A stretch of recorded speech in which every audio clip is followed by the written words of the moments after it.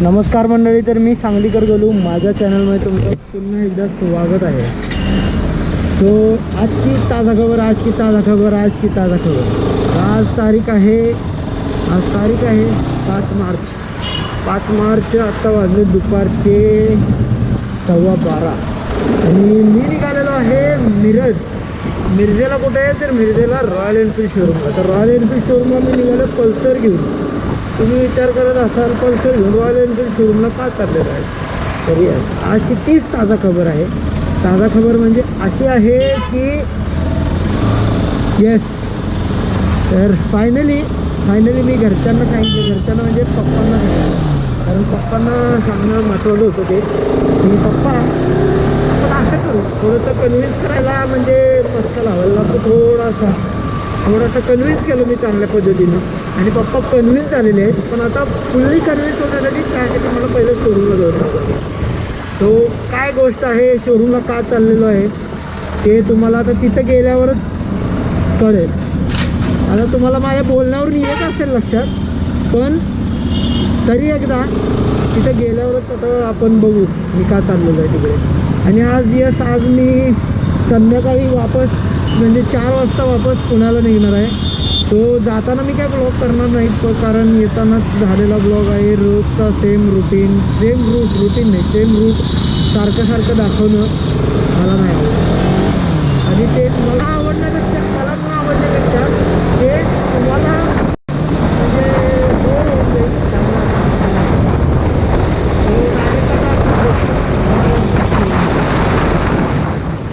तो मित्रांनो, मी आता आलेलो आहे Royal Enfield showroom Miraj, Haremadhav. So आता मी आलेलो आहे रॉयल एनफील्ड शोरूम मिरज येते. सो आता आज जाऊ आपण आणि आज जाऊन बघू मी कशासाठी आलो.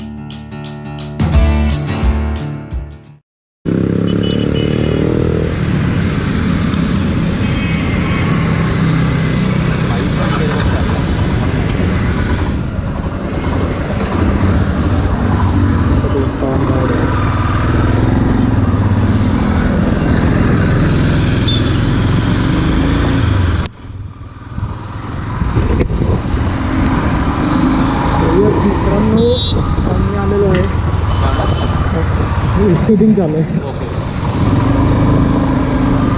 तर मित्रांनो, यस मी आता टेस्ट ड्राईव्ह घेत आहे ती royal Enfield Himalayan. So yes, त्यावर तुमच्या लक्षात येत असेल मी आता अपग्रेड करतो. सो त्यामागचं कारण मी तुम्हाला घरी गेल्यावर सांगेल मी का अपग्रेड करतो.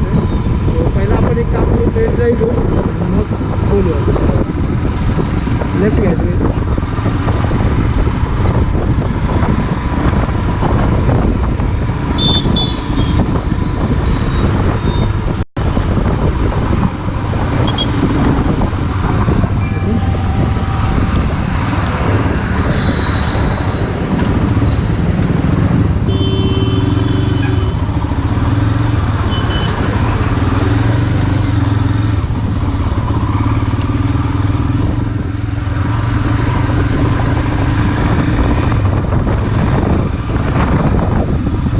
2 रूट आहेत टोटल. एक तर शॉर्ट डिस्टन्स आणि दुसरा म्हणजे ऑफरोडिंग. आता मी ऑफरोडिंग ट्राय करतो. जर बघितलं तर आपल्याला याला राऊंडेड शेपमध्ये 55 वॅटचा हॅलोजन बल्ब दिलेला आहे. त्याचा फायदा काय होतो तर रोडवरती आपल्याला विजिबिलिटी चांगली मिळते आणि हा फिटेड आहे. त्याचा फायदा म्हणजे कुठं आपल्याला म्हणजे तुम्ही ऑफरोडला वगैरे गेला तर कसे हेडलाईट वगैरे म्हणलं तर हलणार आहे, ते हलू शकणार नाही आपला.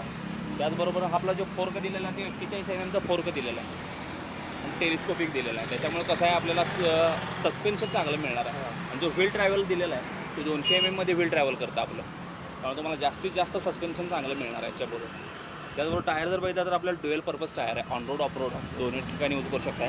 आणि फ्रंटचं टायर आपल्याला मोठं दिलेलं आहे 90-90-21. त्याचा मोठं टायर देण्यामागचा उद्देश म्हणजे आपल्याला गाडी इझिली हँडलिंग होऊ शकते.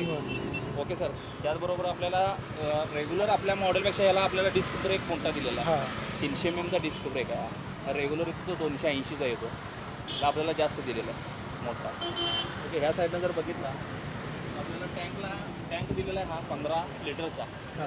15 लिटरचा टँक आहे आणि आपल्याला म्हणजे याला कसं आहे 15 लिटरमध्ये रिझर्व येणार नाही आहे.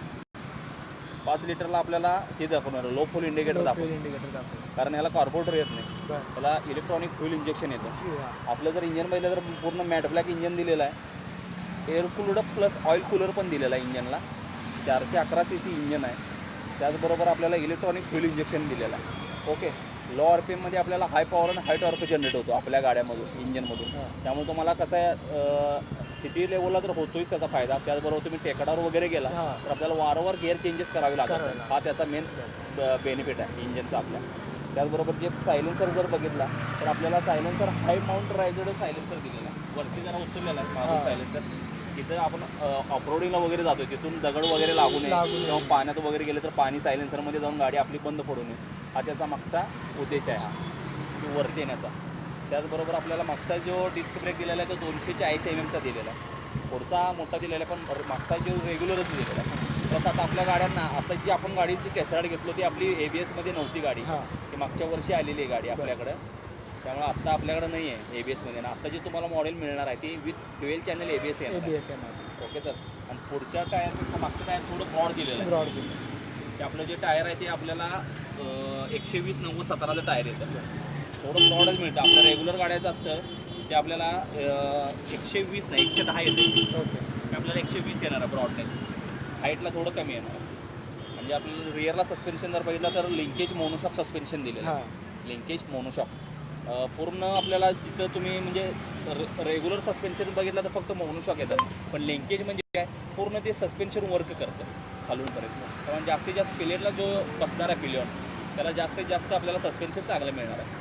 ओके. त्याचबरोबर टेल लॅम्प जर बघितला तर आपल्याला LED टेल लॅम्प आहे. LED त्याचा फायदा म्हणजे आपल्याला मेंटेनन्स कॉस्ट कमी येते. एखादा बल्ब जरी गेला LED जरी गेली तर आपल्याला पूर्ण हा बंद पडत नाही.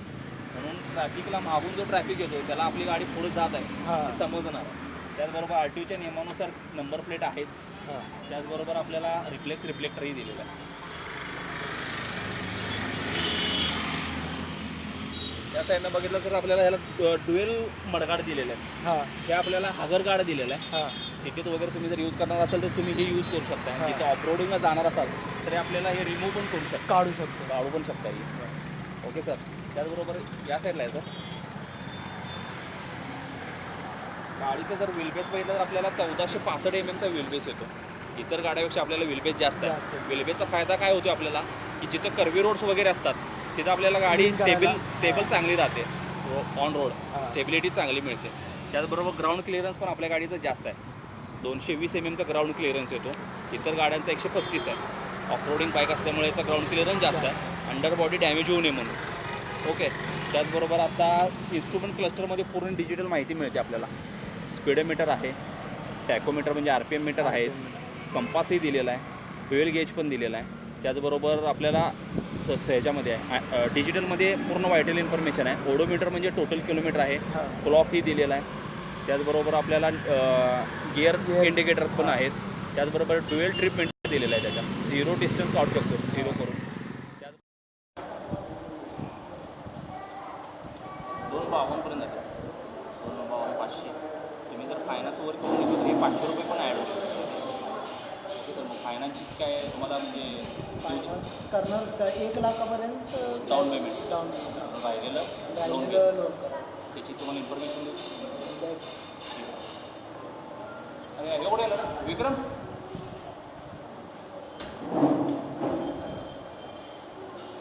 आपल्या इथे HDFC आणि चोलामंडलम 2 फायनान्स टाईप आहेत आपल्याबरोबर. HDFC आता माझ्या एका गाडीला HDFC आहे. काय बेस्ट आहे आपले हे विक्रम सर म्हणून आहेत HDFC जे आमचे ते तुम्हाला फायनान्सची डिटेल्स माहिती देतो. ठीक आहे.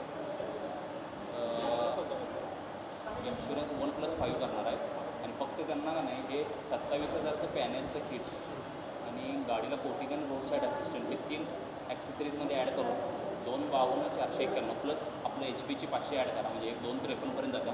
हे सगळे त्यांना ॲड करायचं ॲक्सेसरीज.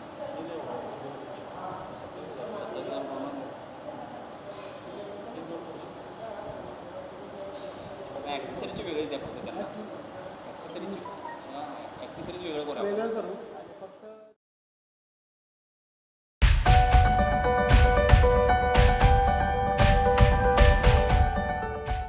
तर मित्रांनो तुमच्या लक्षात आलं असेल मी रॉयल एनफील्ड शोरूमला काम तो एक मी नवीन गाडी घ्यायचा विचार चालू आहे आणि मी जस्ट पप्पांशी पप्पा आपल्या गाडीला म्हणजे तर मी नवीन गाडी घेते याचा अर्थ असा होतोय की मी माझी स्वतःची रॉयल एनफील्ड क्लासिकची सिल्वर गाडी विकत नाही. पण याचा अर्थ असा देखील होतोय की मी माझी नाही म्हणजे माझी पण पप्पांची म्हणजे व्हाईट टायगर ही व्हाईट क्लासिक जी विकते ती मी विकतोय. तर मी पप्पांशी बोललो की पप्पा आपल्याला त्या गाडीला 1 लाखच्या आसपास गिराईक येईल तो आपण ती गाडी विकू आणि नवीन गाडी घेऊ. तर पप्पांचा असं होतं की नवीन गाडी घेतो म्हटल्यावर त्यासाठी परत आणि एक्स्ट्रा पैसे द्यावे लागतील. आणि पप्पांचं आता मी कमवतो आलेलो आहे तो असं केलं तर त्याची जी अमाऊंट येईल त्यामध्ये डाऊन पेमेंट करू आणि जी वरची अमाऊंट असेल त्यावर आम्ही लोन करू. त्यावर मी जी काय वरची अमाऊंट असेल ती मी ॲज अ लोन करून आपण पे करू शकतो. तर पप्पांना चालेल. पप्पा बोलले ठीक आहे मग गाडी कोणती घेणार गाडी घेऊन त्या दिवशी घेऊन आलेले होते पप्पाला मी दाखवलं पप्पा बोलते नको मी नको पण मी पप्पांना पण समजवायचा प्रयत्न करतो की पप्पा टुरिंगसाठी ती गाडी बेस्ट आहे. पप्पांचं मत होतं की दुसरी बुलेटच घेऊ पण मग बुलेट नको आहे सध्या तरी कारण की रुकावट में एक खेद आहे. अचानक गोप्रोची बॅटरी डाऊन झाल्यामुळे व्हिडिओ पुढे करता आला नाही. सो मित्रांनो आता प्रयत्न करू चांगला प्रयत्न करू वडिलांना कन्व्हिन्स करण्याचा. सो एकदा का कन्व्हिन्स झाले की मग आपल्याला थोडं डॉक्युमेंट्स गोळा करायला लागतील काय लोनसाठी कारण फायनान्सवर घ्यायची आहे गाडी. 1 लाख रुपये डाऊन पेमेंट भरून बाकीचे जो वरचं अमाऊंट होईल ती फायनान्स करायची आहे. सो गाडी ऑन रोड जस्ट आपल्याकडं सगळ्या डिटेल्स आपण घेऊन आलेलो आहे कारण सगळं तयार पाहिजे आपण तयार. सो ऑन रोड गाडी जाती ते 2,52,491 म्हणजे 2,60,000 रुपये धरून जायचं आपण सगळं ओव्हरऑल. त्यात ते येणार आपलं 1+5 इयर इन्शुरन्स ऑन एक शोरूम प्राईज परत रोड टॅक्स परत आता लोन करणार म्हणल्यावर 500 रुपीज एक्स्ट्रा चार्जेस. गार्ड वगैरे काय आपण सध्या तरी बसवणार नाही आहे. पॅनियर किट जाती 27,000ला. सो पहिला नानापेठमध्ये एकदा चौकशी करायची आणि मग त्यानंतर डिसाईड करायचं शोरूममधून घ्यायचं का नानापेठमधून. आणखीन दुसऱ्या ॲसेसरीज तर काय बसवायचं नाहीत. कोटिंग एक करायचं आणि RSA कोटिंग आहे 800 रुपयाला RSA आहे 900 रुपयाला. RSA रोड साईड असिस्टन्स गरजेचं आहे असावं कधी उपयोग आले काही सांगता येत नाही. तर मला पहिली गोष्ट म्हणजे रॉयल एनफील्डची हिमालयनची आवडली ती म्हणजे गाडी 3ऱ्या-4थ्या गिअरमध्येच डायरेक्ट 80 स्पीड क्रॉस करते. व्हायब्रेशन्स नाहीत कारण क्लासिकला भरपूर व्हायब्रेशन येतं. 80 किलोमीटर्सला गेलं गाडी स्पीड गेले 80ला की व्हायब्रेशन फील होतं. अजिबात व्हायब्रेशन नाही कारण विंड ब्लास्ट येत नाही विंडशील्ड असल्यामुळे. सो ओव्हरऑल विंड ब्लास्ट सगळा डोका आपल्या हेल्मेटवरून जातो. सो ती गोष्ट आवडली. सस्पेन्शन आवडलं. ऑफ रोडिंगला बाईक बेस्ट आहे. पिलियन होतं, पिलियन असून देखील बाईक कम्फर्टेबल आहे चालवायला. सो गाडी बेस्ट आवडली. अजून 2-3 बाईक्स बघायचा विचार आहे, पण हा बजेटमध्ये बसल्या पाहिजेत. कारण आता आपलं बजेट ओव्हरऑल जर बघायला गेलं तर 2,60,70 पर्यंत जाईलच. फायनान्स करतोय त्यामुळे. सो बघू आणि मग डिसाईड करू काय करायचं ते.